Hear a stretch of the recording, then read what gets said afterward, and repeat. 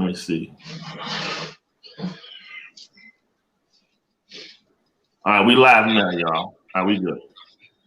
Y'all can share it. Okay. Page. All right. All right. Okay. All righty. Ready. So good evening, everybody, and welcome to Unscripted. We are here to speak on something very, very interesting today. Let's see. Let's go through this. So basically, what we're speaking about is the whorish nature that sometimes is named amongst us men. And so basically what we're trying to discuss is from whorish ways to basically to becoming a wholesome man. Is it a realistic feat for him? Like, is it? I mean, we think about this, and I'm sure we've heard, and we're gonna get to the female side of it too, because guess what? The whorish nature is not just married to man; it is also married to woman.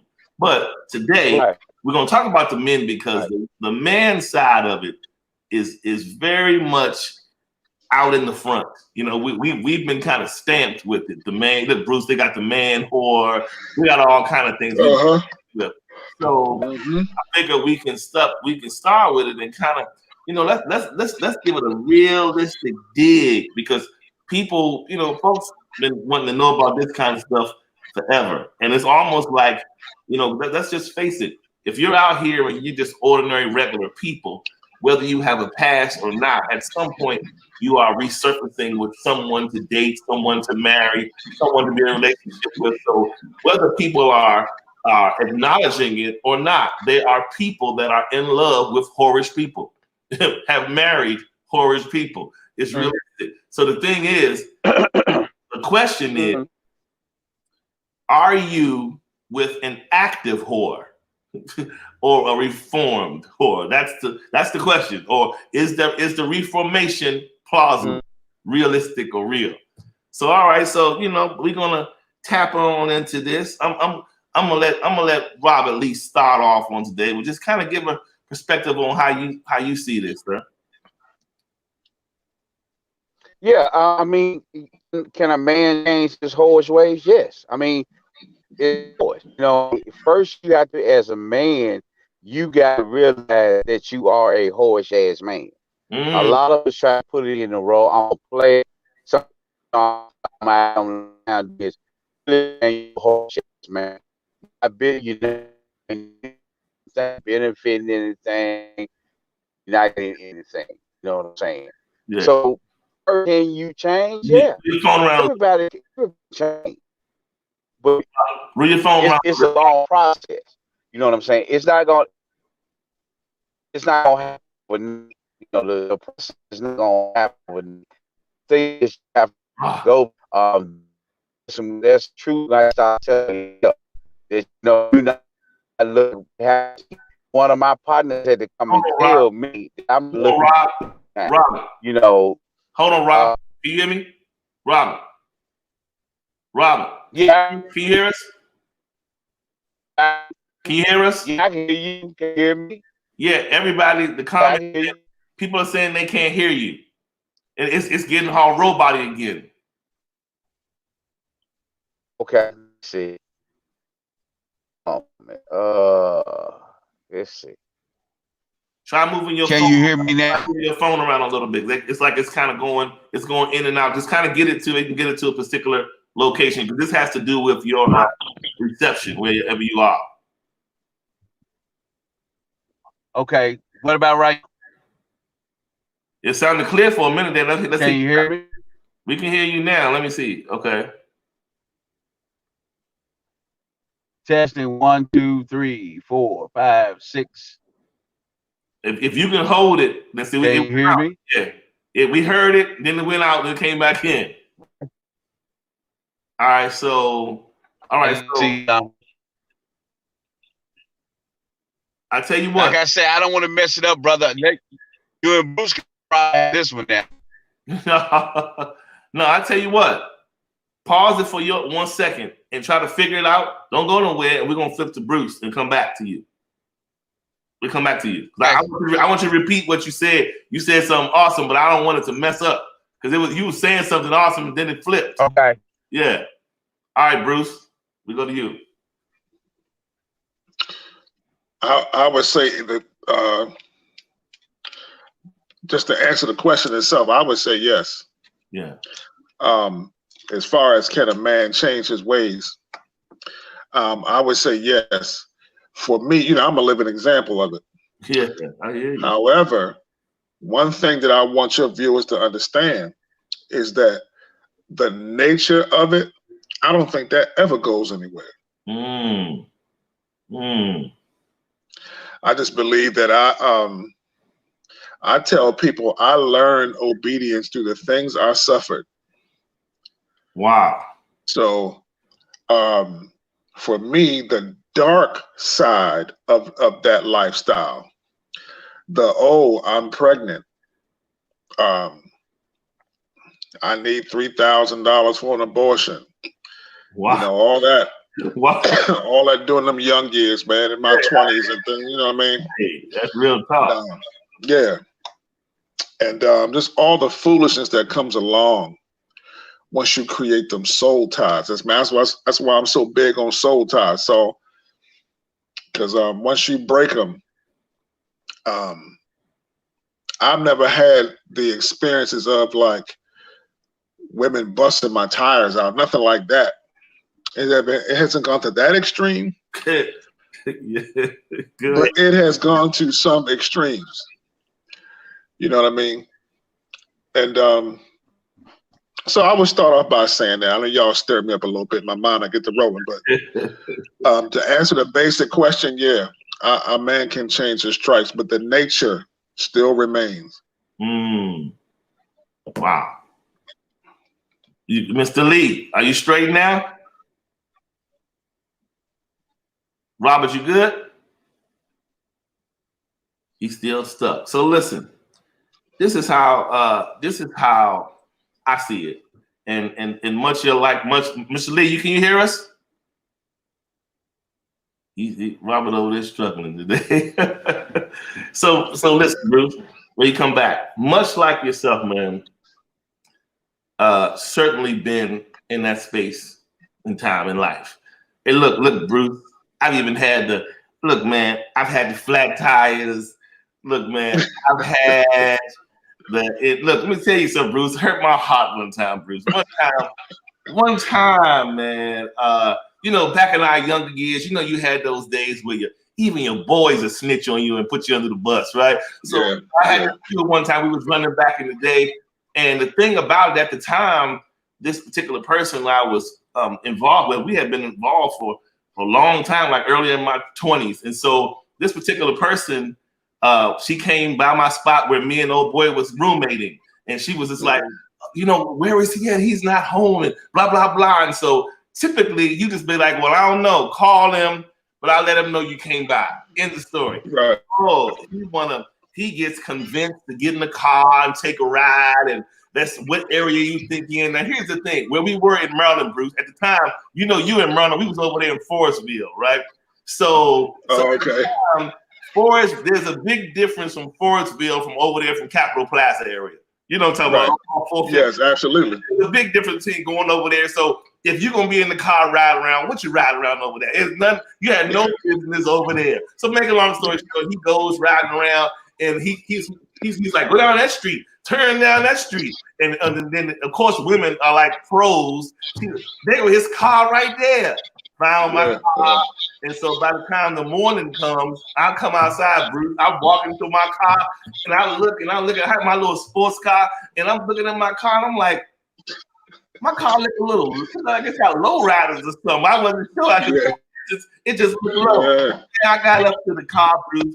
All the tires was flat. Wasn't no broken glass. God, bless the Lord on that one. But what was even worse than that, on the hood of the front of the car, she put some swearing language on the hood, Bruce. So man. I had to see this reminder engraved in the hood until I got another paint job. Isn't that crazy? So that's what I'm talking about. Listen, man, this stuff can go on for days with these kind of crazy stories. Been there. Yes, sir. So this is what I will say. When it comes to men, you were spot on when you said, yes, men can change, but the residue, if people are honest, if they're honest men, the residue can very much remain. And that's where the trouble becomes. If the man decides to tap into the residue, that's when he can get reactivated. He can get his clearance reactivated and sent right back to him. Like, let's just say, in the FBI, you've been deactivated, but you still kind of plugged in. Well, all it takes you to take that call and say, hey, put me back on the case. Bam, you back in, and there you back are into that mindset of being that whoremonger once. That's right. So you have to say to yourself, I don't want to live this life. It doesn't do me. It doesn't do me a world of good. Look at the carnage in the wake of my past and behind me. Does it? Yeah. Do you want to keep dealing with this? And you're hearing about this. And look, Bruce, you got to deal with all the ghosts of Christmas past and all of this stuff. Mm-hmm. It's not worth it. And to me, look, the way I see this whole thing is this. I wrote something about this. I said, what did I say earlier? I said, God, that was a significant point that I put. I said a whore. And this is the ladies and men. You listen to this clearly. A whore becomes whole when his or her heart meets their help. A whore becomes whole when his or her heart meets their help, meaning that is an inside job for God to fix for you. You know what I'm saying? It is a washing of your mind, a washing of your ways.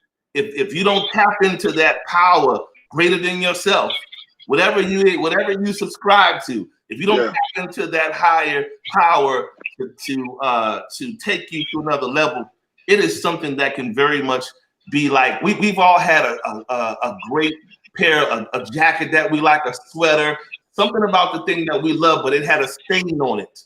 It's something we couldn't get it out. But we loved it, so we still would wear it. And sometimes that's what this plague is like. It's a stain that sometimes stays with you.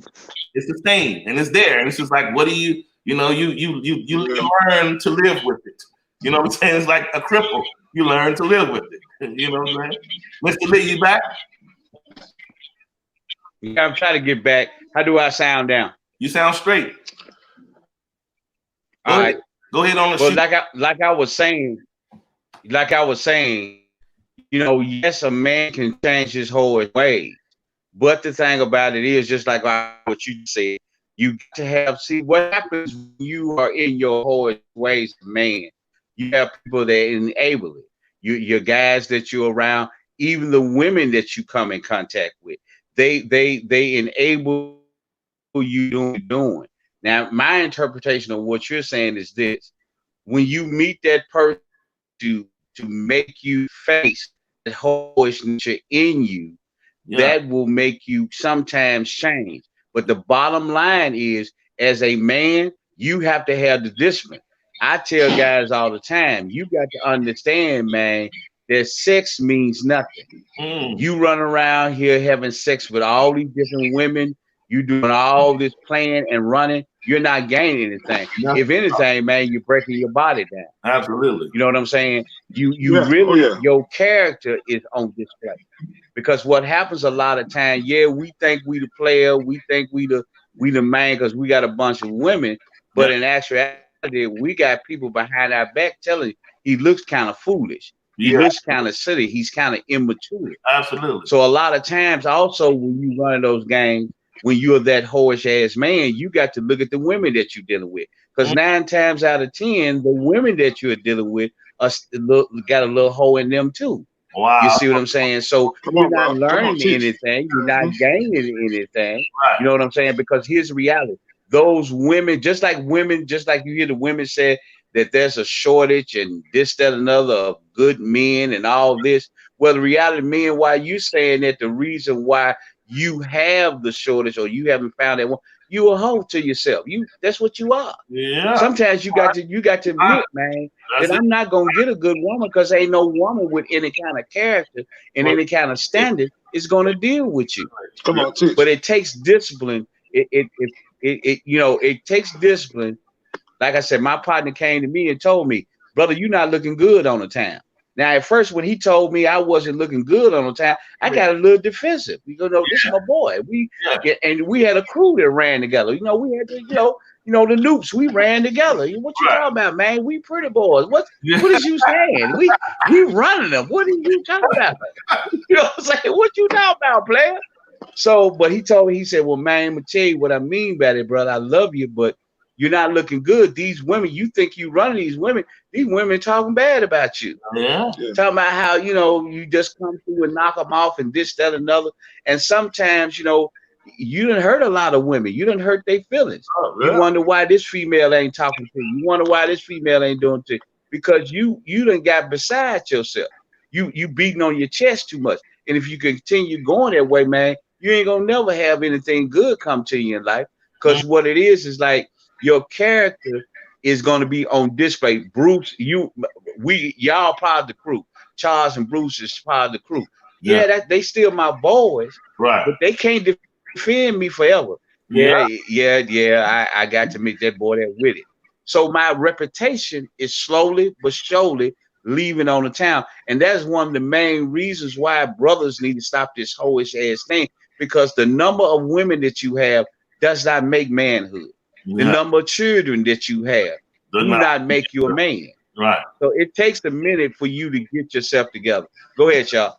Man, let me tell you. Another way I see this is this. Listen, you correct the whore by correcting the hurt. Because that's really the source of it all.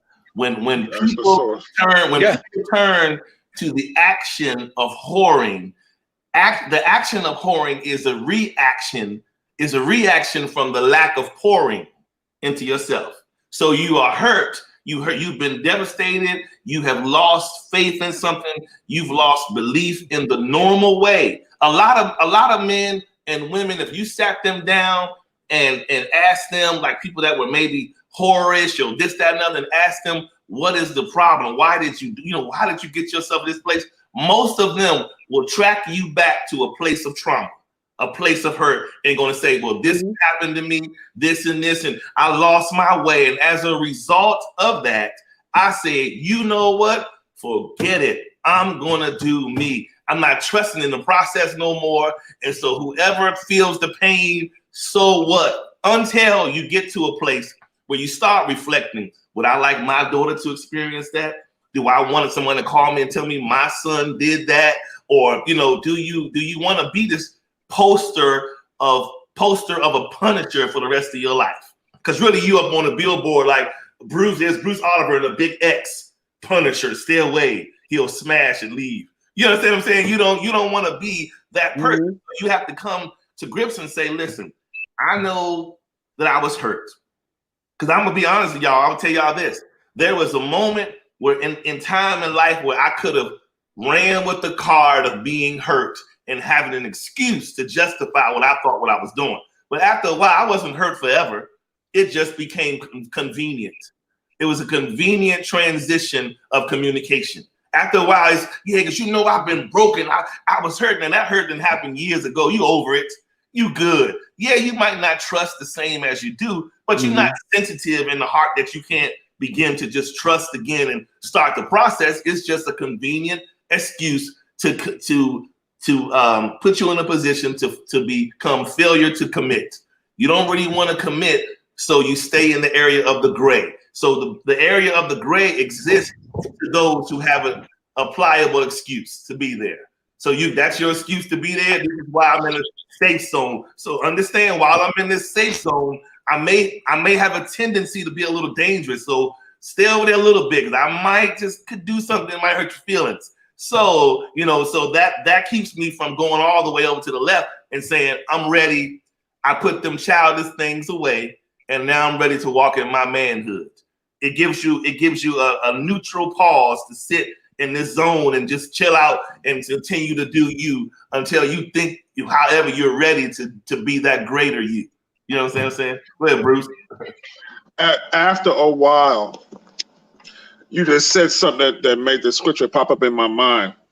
That when I was a child, I thought, I spoke, and I understood like a child. But when I became a man, I put away them childish things. Yeah. And through the process of growing up, now I'm talking chronologically now. Yeah. Growing up, you know, you go through that season where you hang out with your boys. Yeah. You know, your boys is everything. They mean everything to you. You know, whether it's basketball or whatever you're doing. Yeah, that's it. All right, you hang out with your boys. But after a while, you come to that age where your boys don't do it for you. Yeah. You know that there's something is missing. Yeah. Now, the whole time you're hanging with your boys, you got females now.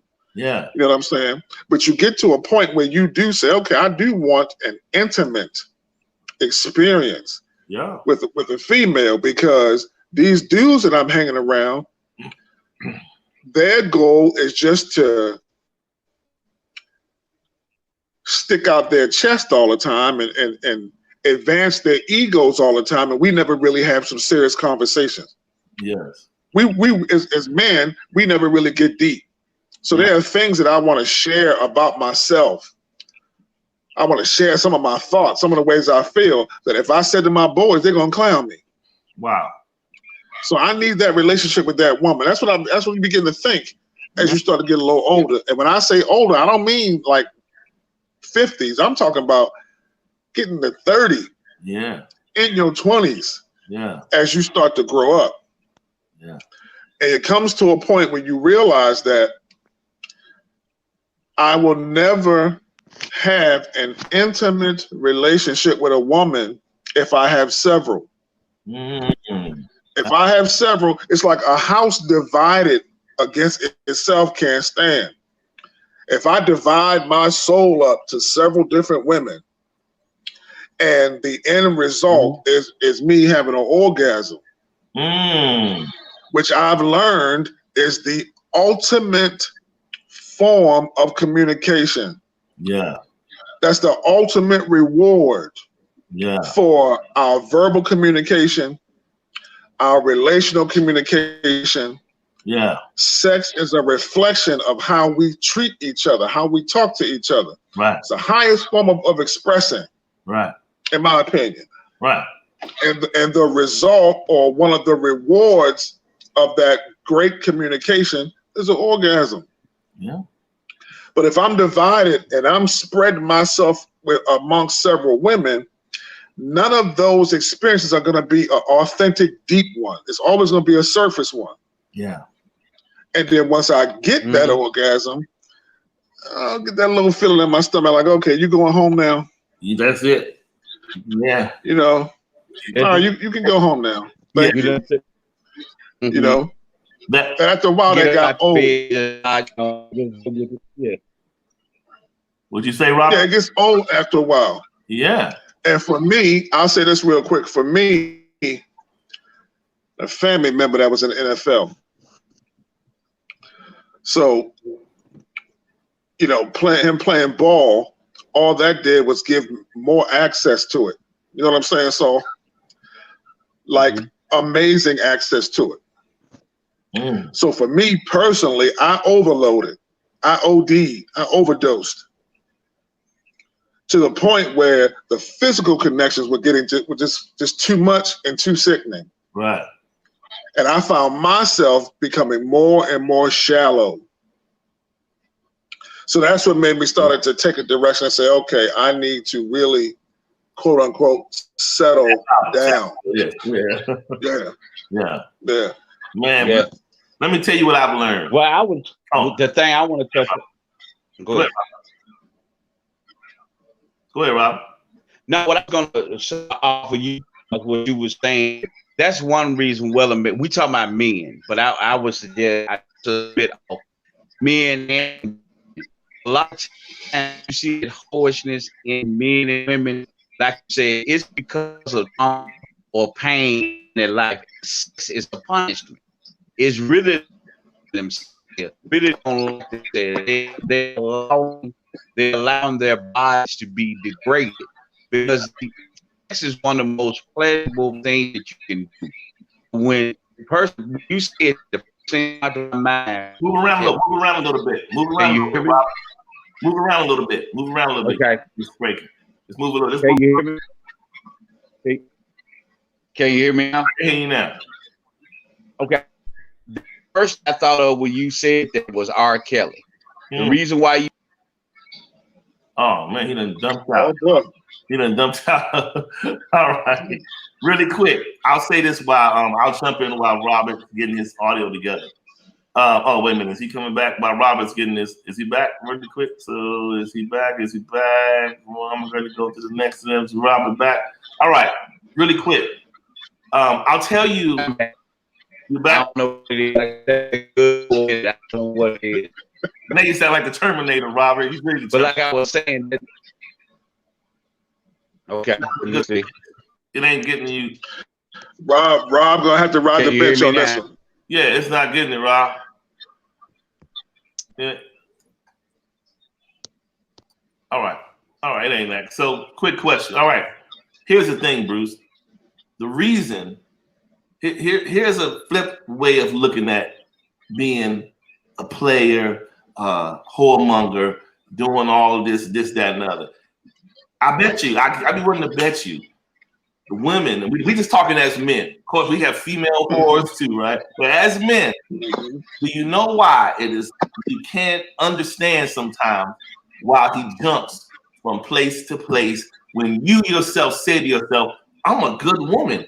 He should be here with me because I am this, that, and the other.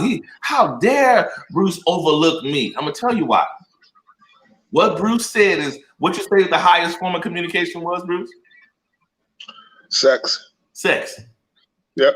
Orgasms are the great equalizer of truth. And what that truth does is the minute a man climaxes, he automatically knows where he stands with that person. That's why he said, oh yeah, you ready to go home? Because the truth came to him in that moment, what it is not and what it is. And so sometimes this is why you have those situations where that same thing can happen, and the woman has got her truth. She's like, no, Bruce, I'm about to go home. She's got her truth about you. And so she knows what it is and what it's not. And I'm ready to go to my bed where when it's in its rightful place, people don't want to separate. Like, why do you want to dry out the ultimate crescendo? In its rightful place, you don't want to move from the moment because it's a moment. But when you get that orgasm, the truth comes and says, you know, I did all that work, but this ain't the truth. So because it ain't the truth, the whoremonger goes from bed to bed in search of truth.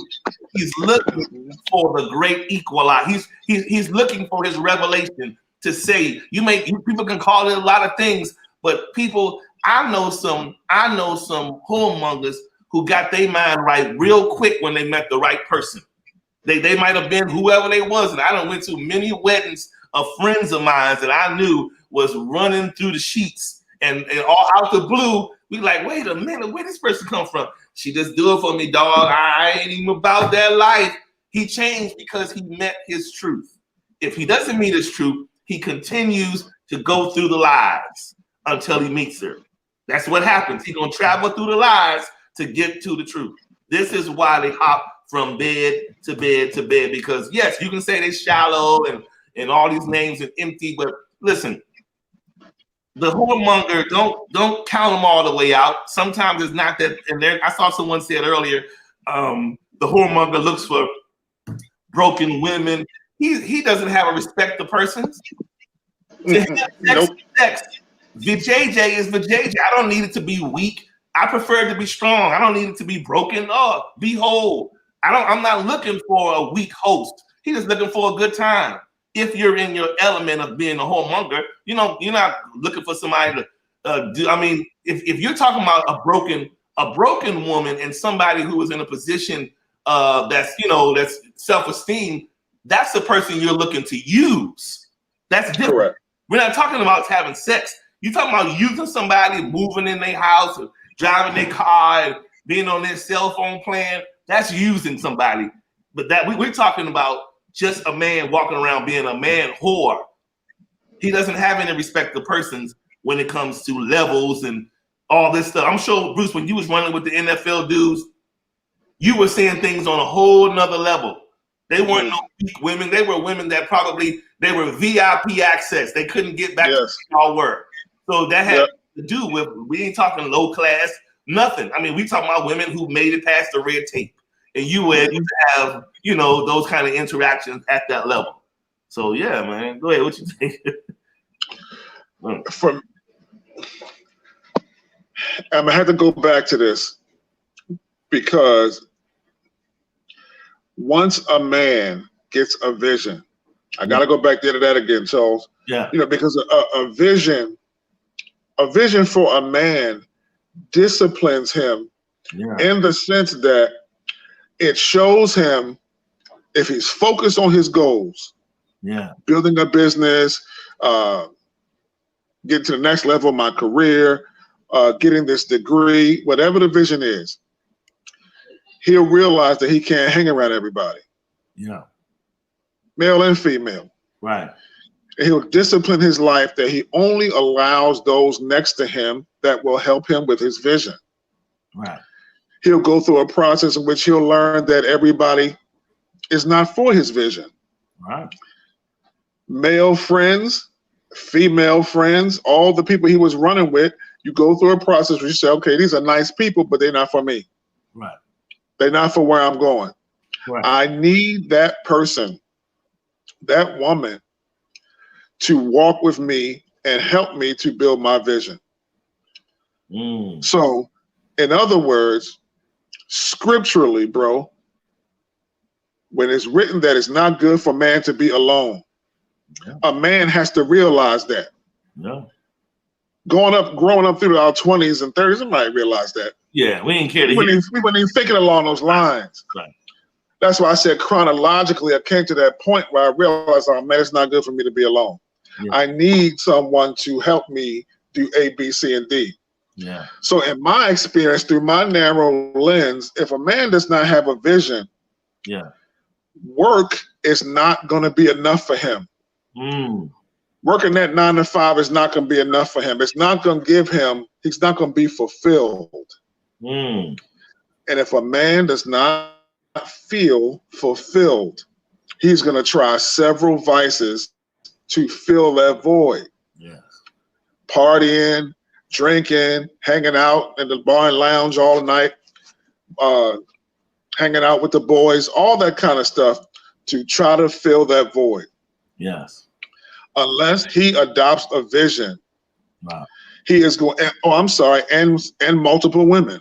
Yeah. He's going to keep seeking to fill that void. But the thing that is self-deceiving, where the man is self-deceiving, is that he has to realize that multiple women are not going to fulfill that void.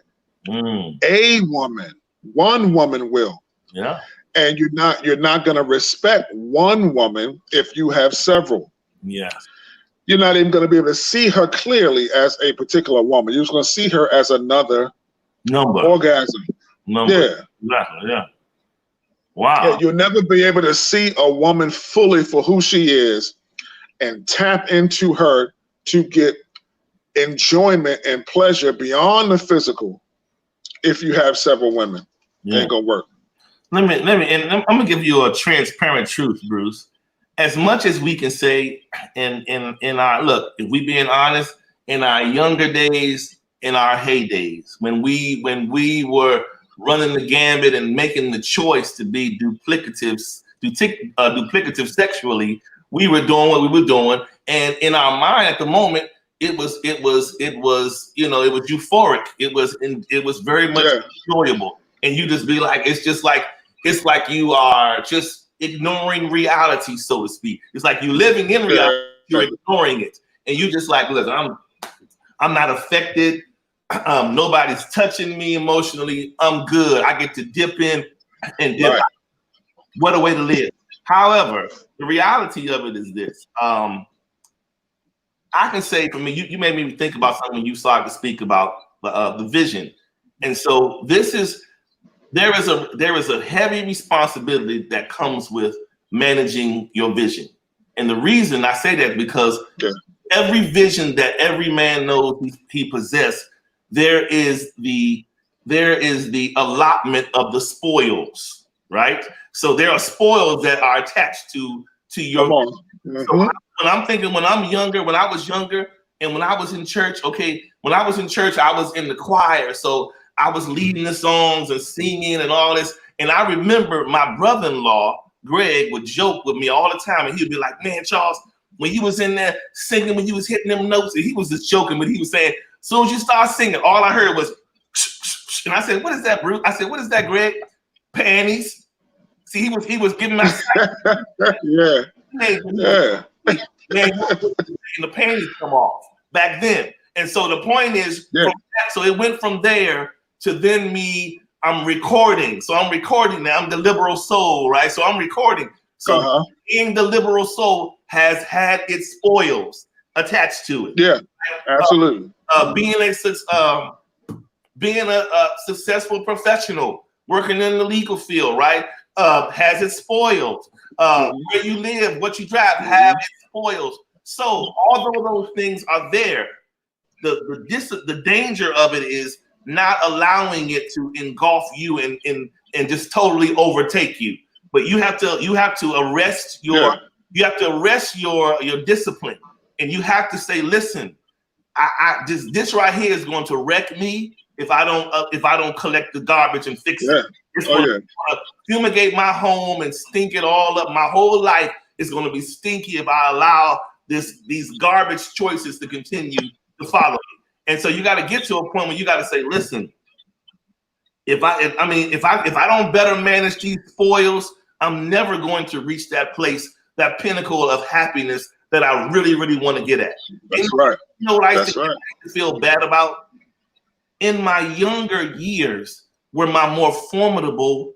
Like I had no idea the knowledge that I have now. I didn't have back then.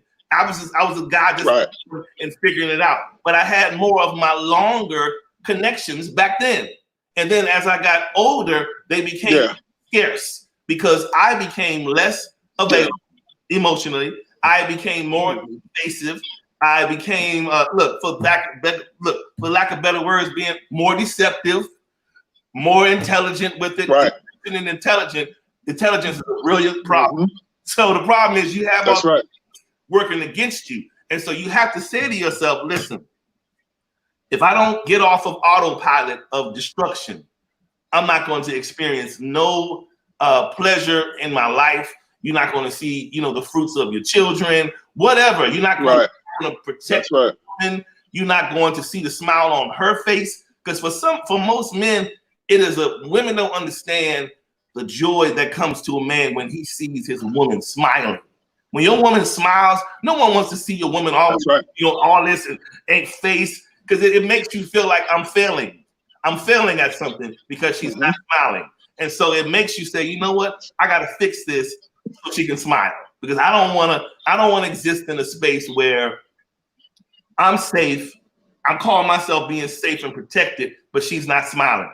She's frowning. She's upset. She's mad, because it makes for a miserable existence if you can't coexist in peace. That's right. Yeah. That's right. Yeah. I received that, man. Yeah. It's and see, one thing that I want to stress to people, right? Yeah. Is, because I always talk about, I'm 51 now, I'm 51. Yeah. The desire to do it is still there. Absolutely. As though I'm still 25. Absolutely. It's not that your body shuts down, it's that your mind has to develop. Yeah. When I was building my business, Charles, I was rehabbing them houses by myself. That's how I started off. Yeah. So I ain't have a whole lot of money to be dating or going through the process of dating a hotel or whatever the case may be with 4 and 5 different women. Right. Because every dime I had was going into the vision. Yes. Back into the vision. That's why it was important for me to say, okay, I need to chill with one person. that understands what I'm doing. And it was easy because, you know, once we begin to enjoy the spoils of our craft, yeah, good stuff. You find I was finding how many women would automatically fall in place and be fake, man. It's fake and phony because they wanted some of them spoils. They wanted to ride in the Benz. Yeah. They wanted to eat at Ruth Chris. Right. They wanted the Gucci bags and all that kind of stuff. Right. Right. And as I was feeding that stuff to them because I wanted the reward, yeah, we were using each other, and it was never authentic. An authentic relationship. Wow. It was nice. The exchanges were nice. We weren't cussing each other out. Wow. None of them. However, the relationship was not authentic. We were kindly using each other. You know what I'm saying? Great. So yeah, you're using each other with kindness. Wow. But you have to, you get to a point and you say, okay, I want a real relationship. Connection. Yeah. Yeah. And I have so many of those encounters that I found myself severely divided. Right. You know, I'm trying to use the politically correct words, you know what I'm saying? But if I wasn't, if I was just speaking freely, I would say that I had sex with so many of them that when I wanted to settle down, it became hard. Yeah. It became hard too because I would meet a beautiful, nice woman. Yeah. Perfect for marriage. Yeah. But she was too pure.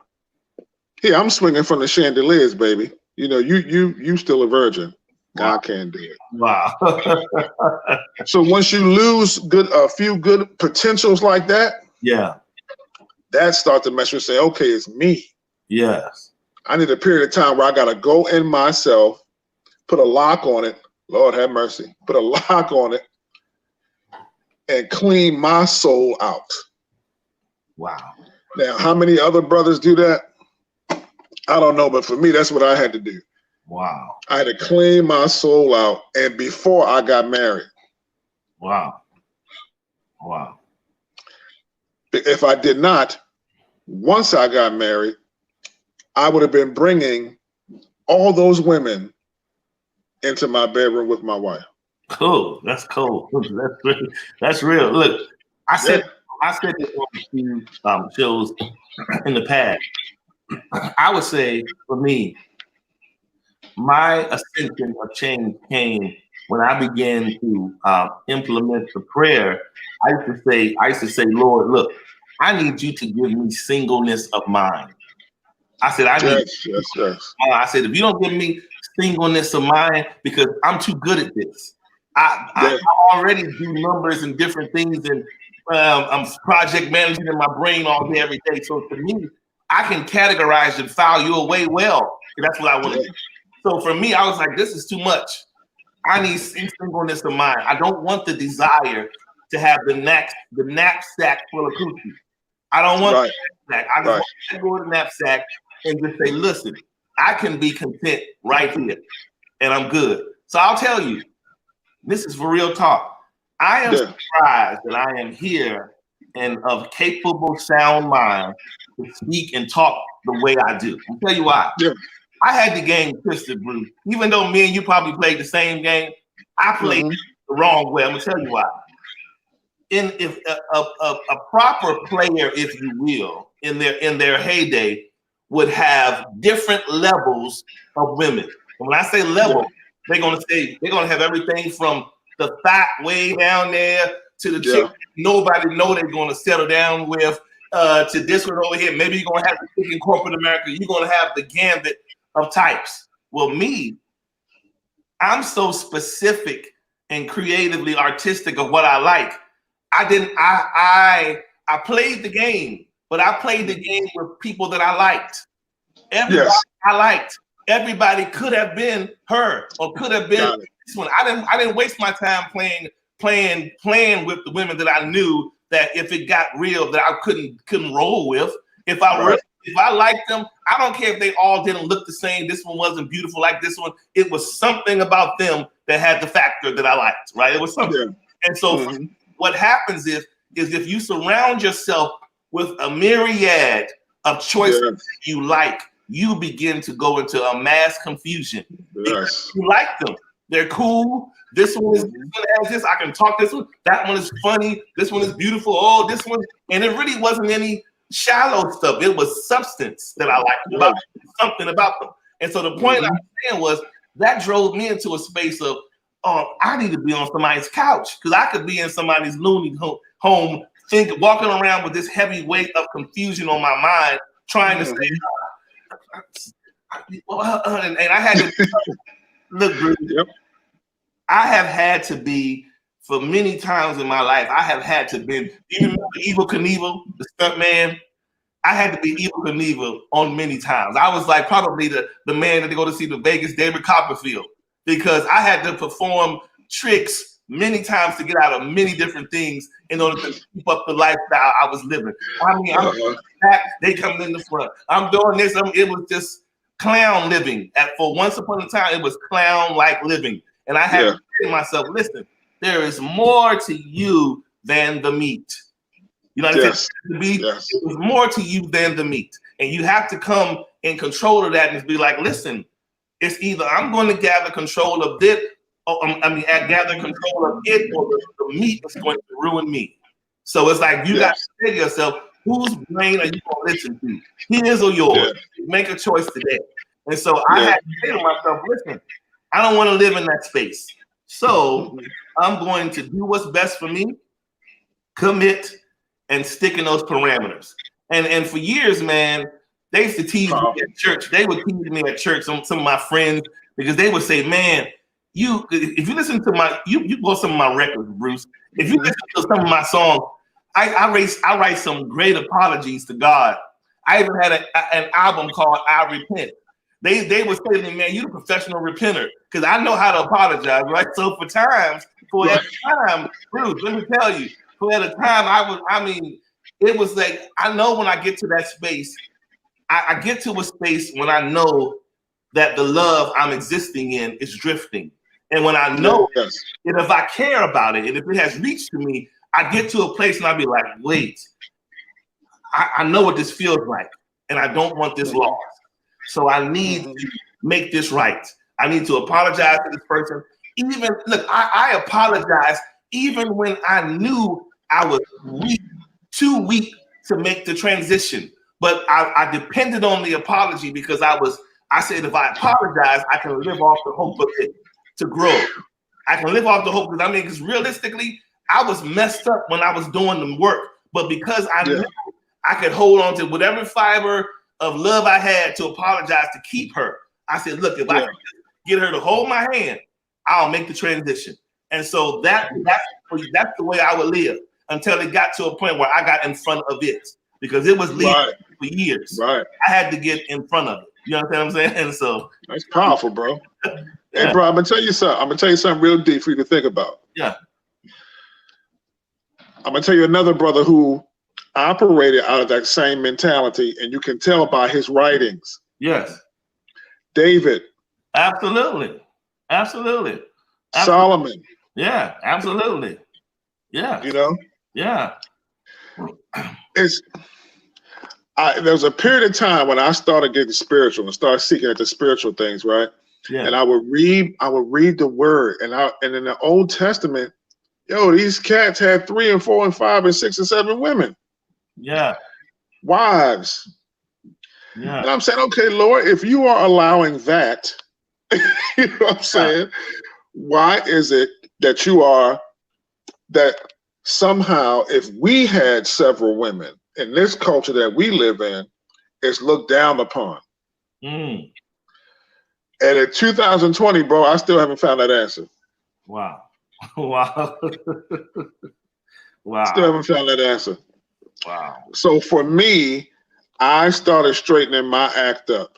Yes. When I started growing up and realizing that once I began to work on my vision, I got to keep coming back to that, because that is what rescued me. Right.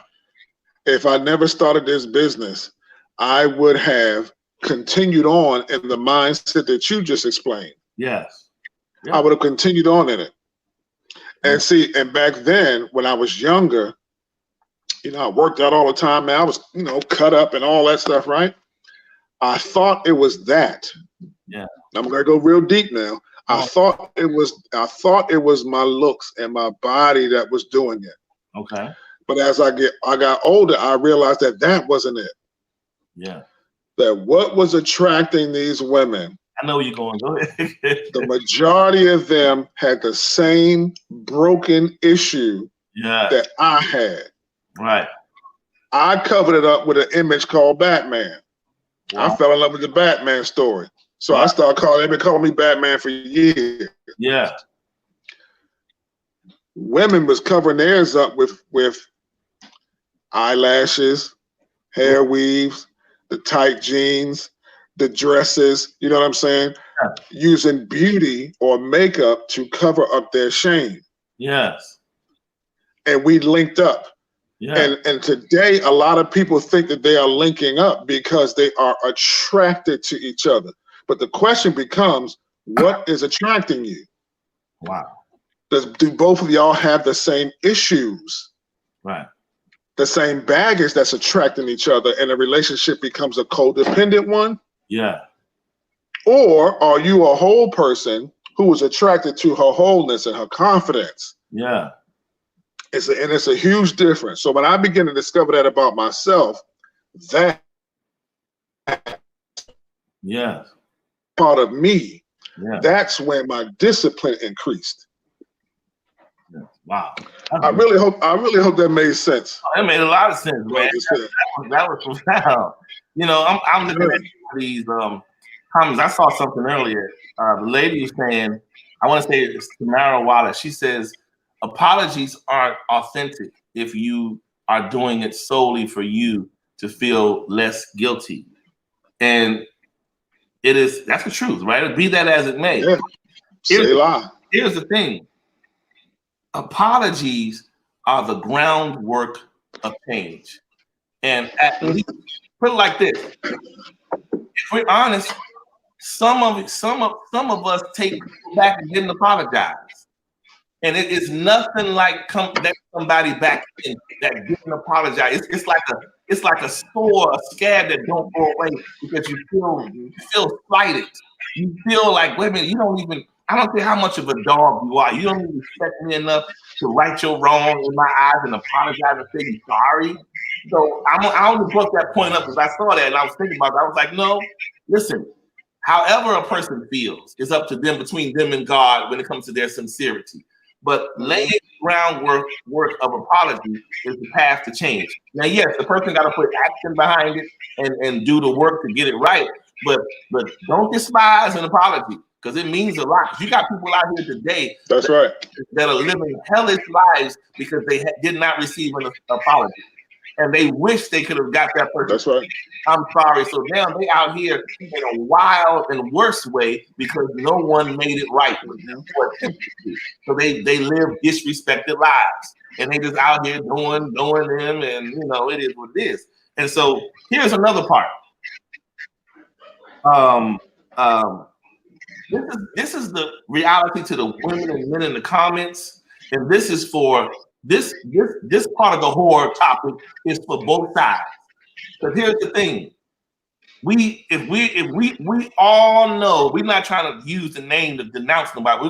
We just talking about whores today, right? So the thing is this: we all know whores that are married, that are engaged, that are in a relationship, that said, oh, now, how many times have your girlfriend said, oh, now she want to be, I guess now she want to be white picket fence chick today. Last week she was at the NBA All-Star game. So my point is, everybody looks at that whole thing as, what is this? The truth to this is this. You have to ask yourself, I may have settled, but have I changed? So I settled down. I may have gotten married. I may have gotten engaged. I may stay in an exclusive relationship. But does it matter if I have not changed my whorish ways? That's the really bottom line. I mean, if you're going to step into this space, everybody can change if they want to change, Bruce. You can change. You don't have to stay. Absolutely. You don't have to stay shackled to the top of the title of whoremonger. If you choose to change, you can walk out of it and walk in truth. If that's what you want to do. Or if you want to remain in that prison, like I was saying yesterday, some people will stay in a prison, complain, and know that there's no lock on that prison. You can move the gate, walk out at any time, but you want to stay there because it affords you the role of victim. And some people like to remain in the seat of victim because it gives them benefits. I can gripe, I can be critical, I can talk about you, I can complain, I can sit here and get all the spoils from you trying to appease me. So that's right. At the end of the day, no one can be judgmental, no one can be too proud, because guess what? A lot of us at some point or another have walked down the street of whoremonger ourselves. Yeah. At some point or another, guess what? I don't care if you weren't the woman or the man who weren't that sexual in high school or grown, but guess what? When you chose to willfully sleep with that woman's husband, you became whoremonger. You willfully sleep with his wife every day, you became whoremonger. Whoremonger is not about quantity; it's about the quality of your mind at the moment. That's right. We got to stop trying to call people whoremongers because of their history or their lineage or their track record. No, whoremongering is decided upon your choices. That's what it comes down to, whether it's one or 1,000. Now, me personally, if you're going to call me one, I'd rather have 1,000. But I can be one at one. So it don't matter, right? It is what it is. Whoremongering, if looking at the word whore, is simply like, if it's synonymous to a prostitute, one who she sells herself. Yeah. When it comes to the average person, if you sell out your basic core principles, if you sell out who you are, if you settle, settling is a type of selling out. You're selling yourself. That's why it doesn't matter if it's 1 or 1,000. Because it all comes back to the core of who you are. And if you compromise your position, if you compromise your stance, or if you have no stance at all, you just giving that thing out like that, you are a whore. Wow. Forget your philosophies of, well, men did it to me, or I'm going to act like a lady, think like a man, all that kind of stuff women got going on these days. Yeah. All that stuff is rationalizing a whorish position. Absolutely. Because you are selling the value of who you are as an individual, the value of your soul. Right. The value of who you are selling it short. And that is making you a whore. If you want, see, we got to get to a point. I swear, I tell you, I would never thought, bro, in a million years that I would be saying these things, bro. All right. You know what I'm saying? It blows my mind. Yeah. But we have to, I'm saying to brothers that every woman has a part of her, has a God part of her, that makes her distinguishedly different from everybody else on the planet. If we focused in on that distinguishing attribute of that woman and build a relationship with her off of that, I guarantee that when we get to the sex part, the orgasms will be 5 times as more explosive. Yeah. You can love one woman. The second thing, I'll say this quickly, is that in our relationships, we have to be vulnerable, especially as men. If we come into the relationship like this, banging on our chest, you are defeating the purpose of the relationship, and you're going to continue to be a whore. You have to open up yourself so that the reason that that woman was created can be fulfilled. She was created to nurture your heart, to nurture who you are, and it will take you up to the next level. But we got to make the choice to give ourselves to her. Yeah, yeah. And that's dangerous because you know the mentality of a lot of sisters out here these days. You give them, you're gonna get cut like Samson, right? Get cut like Samson. You're gonna be called a punk. Yeah. Or he gay, or he too sensitive, and all that kind of stuff. Yeah. You know what I mean? So we gotta. It's healing that has to take place. Yeah. Or the whoring will continue. Oh wow. that is that. It will continue. That is it. This healing, yeah, you're right. Healing has to take place. But that is it. I mean, wow. And so here's the thing. And we're speaking as men, so we're not trying to not speak on the women's side, but we're just talking as men. The thing is this, what you just said was profound. To have the faithful man means to have the sensitivity. It means to have the actions that might make you be like, you up under me too much. Go find your friends. Oh, but when I cut that off and go over there, now it's like, why you got to keep being that way? Pick a side. You want me to be faithful, or do you want me to be distant and set apart? One of the two, but you can't have your cake and eat it too. And so, you know, here's another thing, Bruce. And I'm saying this, I'm speaking this for you and me, right? I'm speaking this for you. You and I have both professed on stages and platforms about our past history of the opposite sex, sexually, and all those things. Okay, but I am speaking into the light of the future, Bruce, in the atmosphere that you and I have officially denounced. We have officially denounced our whorish ways, right? That's right. In favor of the desire to cover her. We have denounced our whorish ways in the forced favor, because there is a responsibility for all men to cover. So we run, the reason we cheat, the reason we are irresponsible, the reason we don't want to be accountable, because we fear the feat of covering. Because to cover her in her full essence means you have to arise to your full man. That's right. You want to sit at the halfway mark in the bleachers and not perform. But if you expect to really cover in its full totality, you got to stand erect and fully cover her. And so I'm saying that for you and me, brother, and we're going to help other men going forward on this same thing. Because we can talk about this as imperfect as we are. Let's say that we didn't say we angels, Bruce, because the desire still resides, right? But the choice that separates us. We don't have to give into the desire, although the desire could be there to be like, I can show up over there and give me a quick hit and leave. No, we don't have to do it. We can say, no, I'm choosing to cover. So that's it. Absolutely. You got anything you want to say when we take off here? I just want to stress for us who are members of the Black community, whatever that means nowadays, is that we have to, in order to save ourselves, we have to get back to getting married. Yes, having relationships. Yeah.